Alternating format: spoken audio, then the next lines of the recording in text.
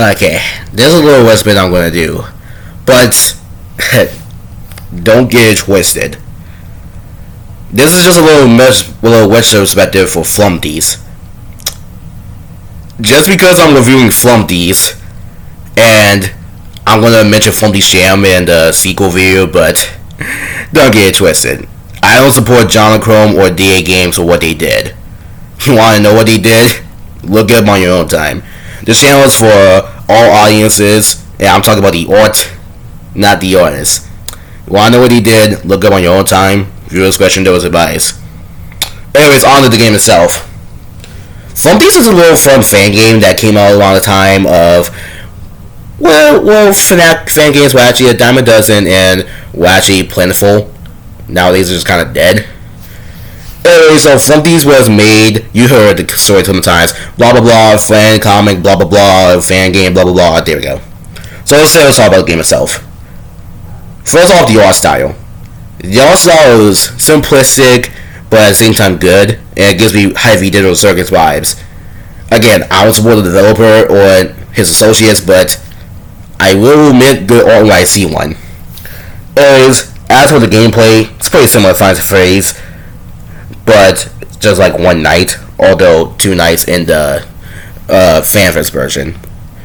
As for the characters, Flumpty is the main character, but he's not really that scary in this game. I don't think anyone gets killed by Flumpty really unless you're looking for the jump scares. Anyways, Flumpty moves around the map sporadically, and he'll teleport to the door on your left. Close the door, get rid of him. Bland was the same way, but for the right. Going Flumpty is like going Freddy, where he goes in the office and hallucinates. Although strangely, he has a FNAF 2 jump scare instead of the FNAF 1 jump scare, which he gets in the second game, which I think is not a change of pace. So Grunkfist was added because originally it was going to be Ronald McDonald, but copyright infringement and the hole in the wall needed to be used, so we got Grunkfist instead. And plus, I actually do like Grunkfist. I think he's the scariest character in the series as the eyesore. Beaver was added on a whim because we need a foxy mechanic, because of course we did. And then there was a Red Man, the man who drank lava and lived. Well, kinda, I guess. Anyway, so he's the one destroying the cameras. He's pretty much a moving kitchen.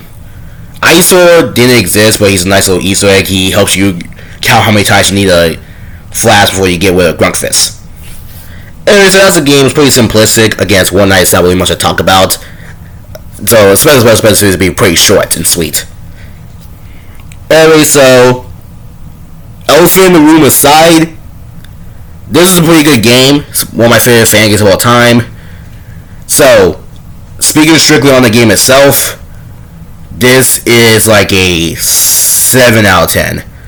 Not a 10 out of 10 because, again, could have vastly improved, and the FNAF formula at this time was getting pretty repetitive.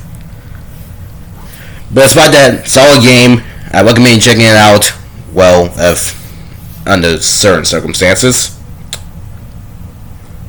Anyways, thank y'all for watching, and take care.